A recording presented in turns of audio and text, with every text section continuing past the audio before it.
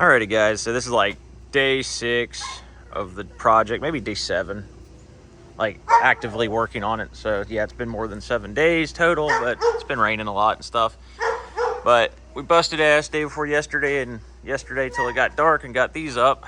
I started in the back, got to about this point right here.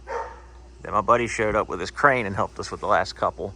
So put them in by hand was not easy. So this is the front gable. So essentially what we were doing by hand is putting them up in upside down, hooking a strap up to it, having my nephew stand up there while we pushed with boards to flip them up, and then he held them while we screwed them in. But yeah, so tomorrow, or at least the next time I work on this, I'm gonna put this front wall in. It's gotta go 3 feet on each side so I can have a 16-foot opening. Right now, these are just braces just to keep everything happy. So yeah, it's come out all right. So that's one of the walls right here. So that little notch right there is where the beam is going to set. So I got to make the same thing on the other side, and then this is the beam I've got to put in. Oh yeah, they're tearing my road up right now. They just paved it like a year ago, and then they came out to go dig the sewers out, replace the manholes. But this is the beam, so it's 2 layers. I got to nail them together once they're hung. They don't look like they're too heavy, but they're 18 feet long, so they got to go 1 foot recessed on either side for the support. Show you what they're doing over here. You know, it'll probably be this time next year before they're done, because they just did down the road, and they started that in like May, and they just finished it. So don't have a lot of high hopes here that they're gonna be done anytime soon, but at least I got some cool machinery to play with out here. This thing is probably 18 feet tall right there. Never had the liberty of using one, but I do have a key that'll start this. So they cut the curb out in my yard, and they said they'll probably be repouring all the way up to here, which is kind of cool because this curb is all cracked up anyways. And I'd put in a ticket like a year ago and they never did anything, but it's cracked right there. And if I'm going to redo these pavers, which I'm going to be doing when I redo the porch, I'm going to want to not have them sitting sideways. But yeah, so this is what they're doing.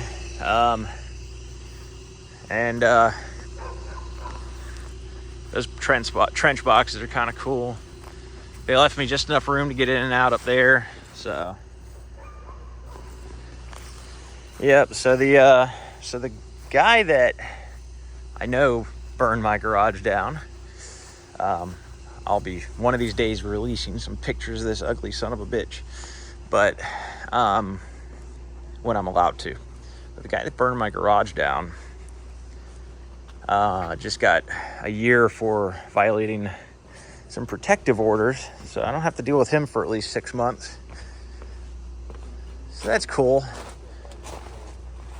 Legal system's a little slow out here. He was actually convicted in 2019, but then COVID happened during his appeal, so he got an extra 5 years to walk around and burn shit down. And the funny thing was he was only given like a month before, and this time when he went back, they gave him a year.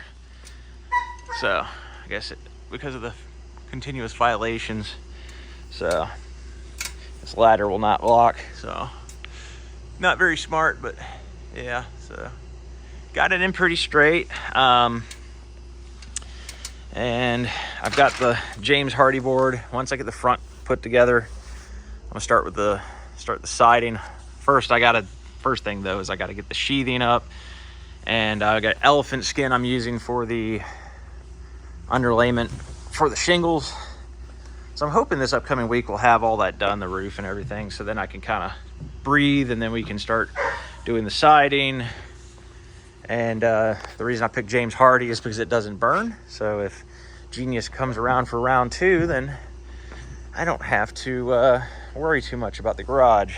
So minimal damage done to the driveway. This is, I think it's the stuff that the fire department actually had sprayed, and it was a foam. So I think that kind of messed it up a little bit, but I got it quoted to clean it off, so no actual damage was done to the driveway, even though it's two-toned and we got some other issues with it. But, you know, needed one less problem, and at least it didn't cause any more problems. So when I redo the hardy board, I'm going to be redoing the house as well in hardy board, and then I think I'm going to be doing rock wool insulation because it's not flammable, and just try to minimize risk. And an update on the insurance company, they are total pricks. You know, I was a victim of arson. I didn't burn this down myself. I didn't have any accident where, you know, I parked a lawnmower and it caught fire or anything like that. But the insurance sent me a letter saying because I made a claim, they're canceling my policy. Well, we'll see how that goes. Anyway, but yeah, big damn deal. The other insurance company I had dropped me because I'm on the water. But I did have another policy I was looking at the time, so I know the other company should take me. But oh well, shit happens. But yeah, I put a lot of extra blocking between the trusses. The plan said between 4 and 6 feet. I did 24 inches and 12 inches on center.